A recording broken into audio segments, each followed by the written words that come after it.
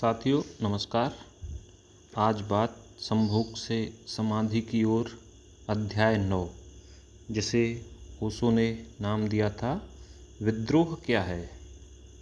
यहाँ ओशो हिप्पीवाद के संबंध में कुछ बातें करते हैं। कुछ छात्रों ने ओशो से अनुरोध किया था कि आप हिप्पीवाद के संबंध में कुछ कहें।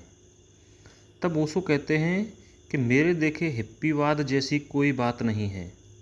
हिप्पी कहलाने वाले लोग हैं, लेकिन हिप्पीवाद नहीं है, क्योंकि वाद शब्द जुड़ते ही कुछ नियम, कुछ सिद्धांत उसके साथ जुड़ जाते हैं। जबकि हिप्पी होना आदमी का अपने वास्तविक स्वरूप को स्वीकार करना है, जैसा कि उसे प्रकृति ने बनाया है। ना कोई धर्म, ना कोई सिद्धांत, और अंततः देश या राष्ट्र भी नहीं, क्योंकि ये सब उपद्रव हैं। आज दिन तक जितने युद्ध इस पृथ्वी पर हुए हैं, जितना खून इस पृथ्वी पर बहा है, उसके पीछे ये वाद और सीमा रेखाएं ही जिम्मेदार हैं। हिप्पी एक बगावत है वास्तविक आदमी होने की, इंसान की तरह जीने की। हिप्पी नाम तो नया है, लेकिन घटना बड़ी पुरानी है। बुद्ध, महावीर, जीसस, कृष्ण, इन सभी को मैं तो हिप्पी ही मानता हूँ, क्योंकि ये सब भी ठीक इंसान की तरह जिए। कोई मुखौटा इन्होंने नहीं लगाया और ना ही अपने को स्वयं से अलग दिखाने की कोशिश की, जबकि हम सब होते कुछ हैं और दिखाते कुछ हैं। पत्नी, बेटा, नौकर, मालिक, सबके सामने हम अलग अलग होते हैं। एक झूठा चेहरा हमने बना रखा है, जबकि हिप्पी अपने को जैसे हैं वैसा ही स्वीकारते हैं। माँ बाप, बेटा, पत्नी सब कहते हैं कि हम प्रेम करते हैं, लेकिन फिर भी हर 10 वर्ष में एक बड़े युद्ध की ज़रूरत आज पड़ती है। हिप्पी कहता है कि हमारा प्रेम धोखे का है। कर हम घृणा रहे हैं, लेकिन कह रहे हैं कि प्रेम कर रहा हूँ। हिप्पी इस दिखावे के खिलाफ एक विद्रोह है।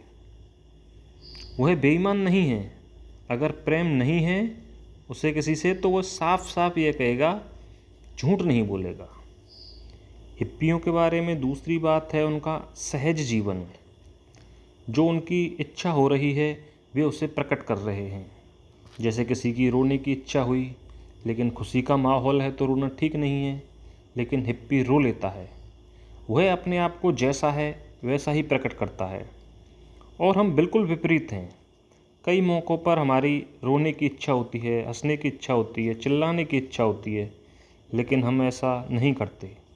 सोचते हैं कि दूसरे क्या सोचेंगे, और बड़े मज़े की बात यह है कि दूसरे भी यही सोच रहे हैं कि आप क्या सोचेंगे। आज हमने इतने मुखौटे लगा लिए हैं कि सहज होना बहुत मुश्किल हो गया है, और इसका कारण समाज की यह शिक्षा है कि यह मत करो, वह मत करो। जन्म से ही व्यक्ति के ऊपर प्रतिबंध आरोपित कर दिए जाते हैं। इससे व्यक्ति हमेशा द्वंद्व में जीता है। भीतर कुछ होता है और बाहर कुछ होता है। हिप्पी अपनी सहजता में जीता है। तीसरी बात हिप्पियों की जो महत्वपूर्ण है वह है इनकार का साहस। समाज जिन बातों को ठीक मानता है और मेरी नज़र में वे चीज़ें ठीक नहीं हैं, फिर भी मैं समाज की खातिर उन चीज़ों को ठीक मान लेता हूँ, और समाज ऐसे ही लोगों को सम्मान देता है जो हर बात पर सिर्फ हाँ कहे चले जाते हैं। लेकिन इससे व्यक्तित्व का जन्म नहीं होता, क्योंकि इसके लिए किसी बुद्धिमत्ता की ज़रूरत नहीं होती है। व्यक्तित्व पैदा होता है इनकार से, क्योंकि आप किसी बात को ना कहते हैं तो उसके पीछे का कारण भी आपको खोजना पड़ता है, विचार करना होता है, और विचार से ही व्यक्तित्व का जन्म होता है। अतः हिप्पी का चित्त, उसकी आत्मा विद्रोही है, और सच तो यह है कि आत्मा विद्रोही ही हो सकती है। कन्फर्मिस्ट के पास कोई आत्मा नहीं होती। इसलिए मेरी नज़र में हिप्पी भी एक सन्यासी है। यहाँ ओशो हिप्पी को विद्रोही कहते हैं, ना कि क्रांतिकारी। विद्रोही और क्रांतिकारी में फ़र्क बताते हुए ओशो कहते हैं कि विद्रोह व्यक्ति को केंद्र मानता है और क्रांति समाज को केंद्र मानती है। क्रांति कहती है कि पूरा का पूरा समाज बदलना चाहिए, जबकि विद्रोही कहता है कि मैं समाज को बदलने के लिए नहीं रुकूंगा, मैं तो अभी बदलता हूँ, भाड़ में जाए समाज। कोई क्रांति आज तक सफल नहीं हो सकी। उसका एक कारण तो ये है कि क्रांति के उपकरण बड़े ही गैर क्रांतिकारी होते हैं। दूसरा, क्रांति हमेशा प्रतिक्रियात्मक होती है। शत्रु में ही क्रांति के प्राण होते हैं, इसलिए शत्रु के खत्म होते ही क्रांति भी खत्म हो जाती है। क्रांति की सफलता ही क्रांति की मृत्यु बन जाती है। हिप्पियों के संबंध में चौथी बात है कि हिप्पी अपनी चेतना के विस्तार के लिए प्रयासरत है और इसके लिए वो अनेक प्रयोग कर रहा है, जिनमें से एक प्रयोग ड्रग्स का है। ड्रग्स को समाज अनैतिक मानता है, कानून भी ड्रग्स के विरोध में है, लेकिन मेरा विचार है कि ड्रग्स में बड़ी संभावनाएं हैं। मनुष्य जब किसी संगीत को सुनकर, किसी कविता को पढ़कर या ध्यान लगाकर जिस समाधि की दशा को उपलब्ध होता है, उसकी एक झलक ड्रग्स की एक गोली खाने से मिल सकती है और यह बहुत कीमती है व्यक्ति को उससे परिचित करवाने के लिए, जो असीम है। हजारों सालों से साधु भांग, गांजा, अफीम का उपयोग करते रहे हैं। इसका कारण सिर्फ इतना है कि विभिन्न साधना पद्धतियों से शरीर में जो केमिकल चेंज होता है वही इनसे हो जाता है और व्यक्ति कुछ समय के लिए एक अलग ही दुनिया में होता है। और हिंदू शास्त्रों में जिस सोमरस की बात की है, मेरी समझ में वह सोमरस भी कोई साइकेडेलिक ड्रग्स ही है। लेकिन कई बातों पर मेरा हिप्पियों से फ़र्क है। ड्रग्स से जो अनुभव होता है वह मात्र एक झलक है, जो गोली के प्रभाव खत्म होने के साथ ही खत्म हो जाती है। वह अवस्था नहीं है, लेकिन हिप्पी उसे अवस्था समझ बैठा है। यही भूल सभी शराबी भी कर रहे हैं। मैं इसके विरोध में हूँ, क्योंकि बुद्ध, महावीर, कबीर के पास जो है वह है अवस्था, और यह किसी ड्रग्स से प्राप्त नहीं की जा सकती। वो अलग बात है कि उसकी एक झलक प्राप्त हो जाती है। दूसरी बात, हिप्पी समाज परंपराओं के विरोध में है, लेकिन हिप्पियों ने भी अपना समाज बना लिया है और उसका एक ढांचा तय कर दिया है। जैसे बाल नहीं कटवाने हैं, स्नान नहीं करना है। अगर उनमें से कोई ऐसा करता है तो हिप्पी उसे बड़े गुस्से से देखते हैं।